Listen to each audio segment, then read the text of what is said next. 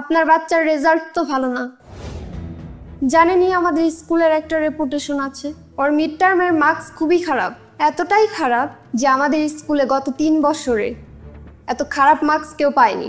আমি আশা করেছিলাম ও এর চেয়ে ভালো রেজাল্ট করবে। শুধু তো আশা করলেই হবে না, ওর পেছনে সময় দিতে হবে, শ্রম দিতে হবে, তাহলে না ভালো রেজাল্ট করবে। জি জি ম্যাম, আমারও অবশ্য শ্রম এবং সময় ওকে দেওয়ার ইচ্ছা আছে। যেহেতু ওর মা এবং আমি দুজনেই জব করি, ওর পড়াশোনার ব্যাপারে যতটুকু ভালো করা যায় অতটুকু তো আসলে আপনাদেরকেই করতে হবে, বা আপনারাই করবেন, আমি এরকমটা আশা করেছিলাম। সব আমরা কিভাবে করব? বাবা মারও তো কিছু দায়িত্ব আছে নাকি? জি ম্যাডাম, সেটা তো অবশ্যই, বাবা মা হিসেবে আমাদেরও তো অনেক দায়িত্ব আছে। তবে ওর পড়াশোনার যে ব্যাপারটা, এটা স্কুল খুব ভালোভাবেই দেখবে, এটাই আমার কাছে মনে হয়েছিল যখন আমি ওকে এই স্কুলে ভর্তি করালাম। আপনারা স্কুলকে কি মনে করেন বলেন তো? একটা ভালো স্কুলে বাচ্চাকে দিবেন আর বাচ্চাটা অমনিই মেধাবী হয়ে যাবে? মেধা নিয়ে তো আর কেউ জন্মায় না, তাকে পরিচর্যা করে মেধাবী বানাতে হয়। জি ম্যাম, আমি আপনার সব কথার সাথেই একমত। তো আমার বাচ্চার ভালো রেজাল্টের জন্য আমি এখন কি করতে পারি, আপনার পরামর্শ কি? আপনাকে বা আপনার ওয়াইফকে ওর পড়াশোনার পেছনে সময় দিতে হবে। জি ম্যাম, ইচ্ছা তো আমারও ছিল যে আমার বাচ্চাকে আমি নিজেই পড়াবো, কিন্তু আপনাকে তো একবার বললাম আমি এবং আমার স্ত্রী আমরা দুজনেই যেহেতু জব করি, ইচ্ছা থাকলেও আসলে সেটা করার সুযোগটা হয়ে ওঠে না। এখন যদি সারাক্ষণ জব নিয়ে পড়ে থাকেন, সবসময় যদি নিজেদেরটাই ভাবেন, তাহলে তো আর বাচ্চা মানুষ হবে না। জি ম্যাডাম, সে বিষয়ে আমি খেয়াল রাখবো। আমাদের স্কুলে এত বাজে রেজাল্ট করলে আমরা সেই বাচ্চাকে রাখি না।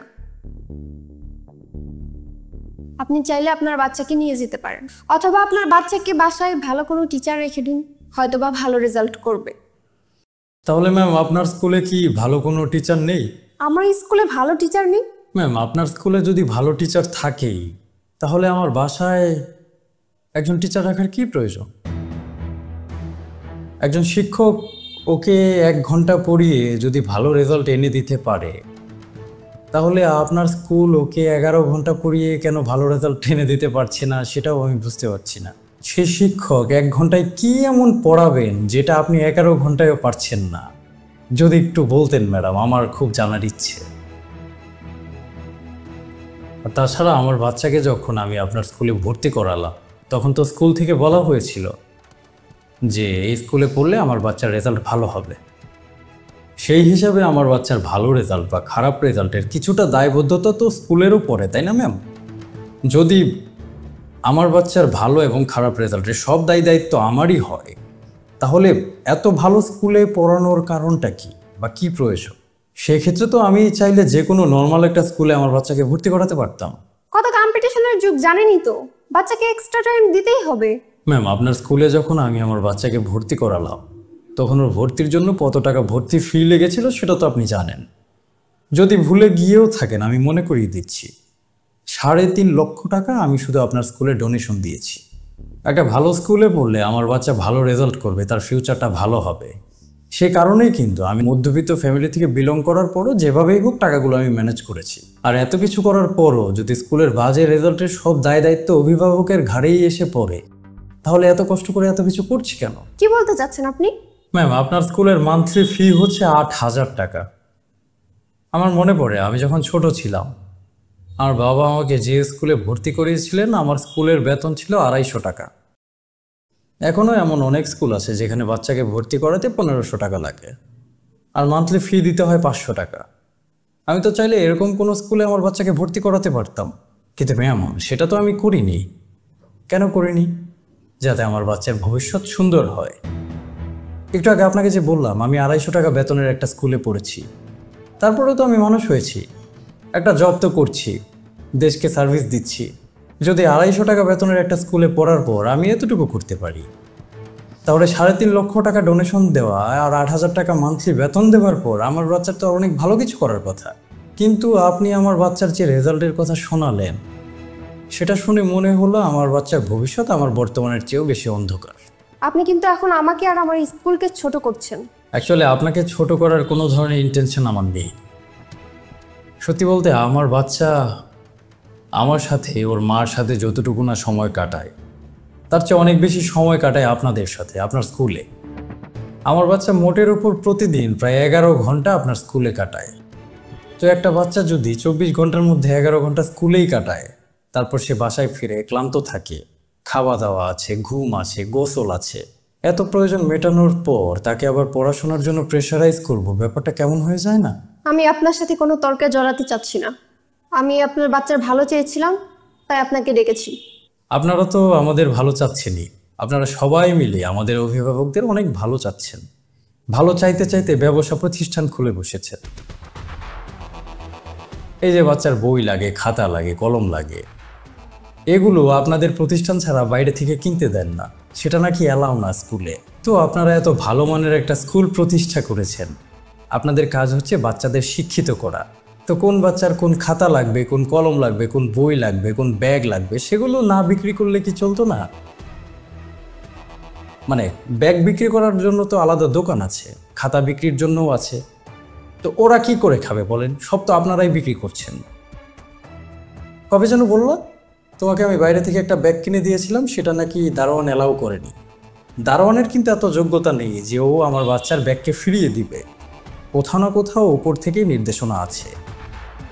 তো আমাদের এতই বেশি ভালো চান আপনারা, ভালো চাইতে চাইতে নিজেদের একটা ব্যবসা খুলে বসেছেন। তো দেওয়ার কথা ছিল শিক্ষা, দিচ্ছেন বই, খাতা, কলম, ব্যাগ। ম্যাডাম সম্ভবত মার্কেটিংয়ের উপর পড়াশোনা করেছেন, তাই না? এই গত 2 সপ্তাহ আগে আমার বাচ্চাকে আপনার স্কুল থেকে একটা নোট সাজেস্ট করেছিল।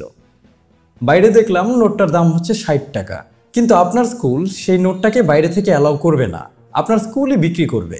নোটের দাম হচ্ছে 500 টাকা। 60 টাকার একটা নোট কিভাবে স্কুলের গেটে ঢোকার পর 500 টাকা হয়ে গেল, সেটাও আমি আসলে বিলাতে পারছিলাম না। এক রাত ঘুমাতে পারিনি এই বিষয়ে চিন্তা করে। আপনি প্লিজ এখন আসুন, আমি একটু ব্যস্ত আছি। জি ম্যাডাম, আমি চলে যাচ্ছি। আমি তো এখানে ঘুমাতে আসিনি, চলেই যাবো অফকোর্স। তো আমি আমার বাচ্চার জন্য যতটুকু করতে পারতাম আমি তো করেছি, যদিও সেটা আপনার কাছে এনাফ মনে হয়নি। তারপর আপনি আমার বাচ্চাকে আপনার স্কুলে রাখবেন কি রাখবেন না, এটা আপনার একান্তই ব্যক্তিগত ব্যাপার। তবে আপনাকে একটা প্রশ্ন করতে খুব ইচ্ছা করছে, যদি কিছু মনে না করেন। আপনার বাচ্চাকে আপনি কোন স্কুলে পড়ান? আমার বাচ্চা এই স্কুলেই পড়ে। ও আচ্ছা আচ্ছা। তো আপনার বাচ্চাকে আপনি বাসায় কয়জন শিক্ষক দিয়েছেন যদি একটু বলতেন? আপনি তো একজন শিক্ষিত মানুষ এবং একজন সচেতন অভিভাবক, এই জন্য জানতে চাচ্ছিলাম। আমার বাচ্চাকে আমি শিক্ষক দিব আগামী বছর থেকে। তো এই বছর যে দিলেন না, আপনার বাচ্চার রেজাল্ট খারাপ হবে না?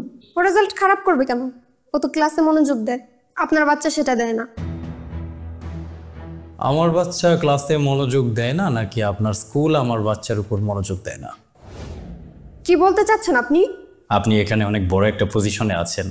আপনার বাচ্চাকে এই স্কুলে মনোযোগ দিতে হবে না, স্কুল আপনার বাচ্চার উপর মনোযোগ দিতেই থাকবে, বন্ধ করবে না। আমি তো একজন সাধারণ মধ্যবিত্ত ফ্যামিলি থেকে বিলং করা মানুষ, যার তেমন কোনো প্রভাব প্রতিপত্তি নেই, না আছে অবস্থান। আমার বাচ্চার প্রতি স্কুলের একটু অনীহা থাকবে, এটা খুবই স্বাভাবিক ব্যাপার। এখন আমাকে কি করতে হবে? আমাকে আমার বাচ্চার পেছনে আরও 2 জন শিক্ষক নিয়োগ করতে হবে, গৃহ শিক্ষক।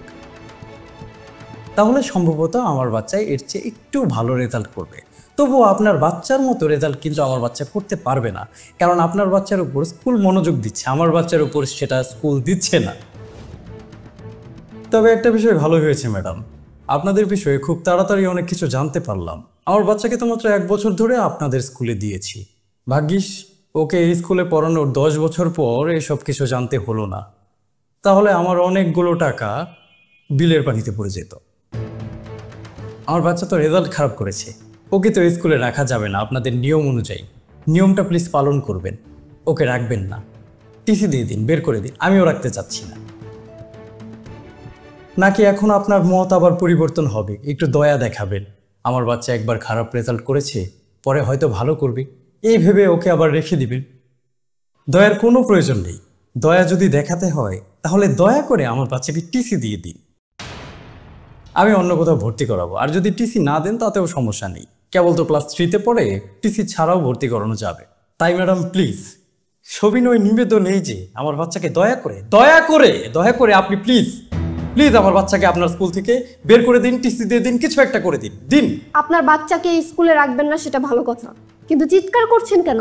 চিৎকার করছি ম্যাডাম, মজা লাগছে, চিৎকার করতেই মজা লাগছে। আমার বাচ্চাকে আপনাদের স্কুলে 3.5 লক্ষ টাকা দিয়ে আমি ভর্তি করিয়েছি। 3.5 লক্ষ টাকা হলে কি কি করা যায় সেটা আমি জানি। আমি একটা মধ্যবিত্ত ফ্যামিলি থেকে বিলং করি। আমি ভেবেছিলাম আমার ফিউচারের চেয়ে আমার বাচ্চার ফিউচার ভালো হবে। এখন 1 বছর হয়নি ভর্তি করিয়েছি, এখন মনে হচ্ছে আমার বাচ্চার ফিউচার আমার প্রেজেন্টের চেয়ে অনেক বেশি খারাপ হবে। তাহলে আমার বাচ্চাকে আপনার স্কুলে আমি কেন ভর্তি করালাম? তাহলে আমি চাইলে তো 250 টাকা বেতন দিয়ে অন্য কোনো স্কুলে ভর্তি করতে পারতাম। এটা বাবাকে আপনি প্লিজ ভুল বুঝবেন না। আমি না নিজেকে ঠিক রাখতে পারছি না। কিভাবে ঠিক রাখবো আপনি বলেন?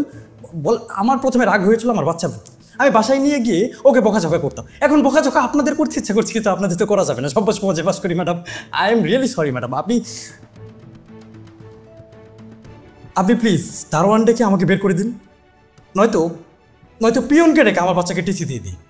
এতটুকুই কথা, আর কিছু বলতে চাচ্ছি। আপনি প্লিজ ভালোই ভালোই আমার অফিস থেকে বের হন। ম্যাম, আর একটা কথা। না কিছু না, আসো।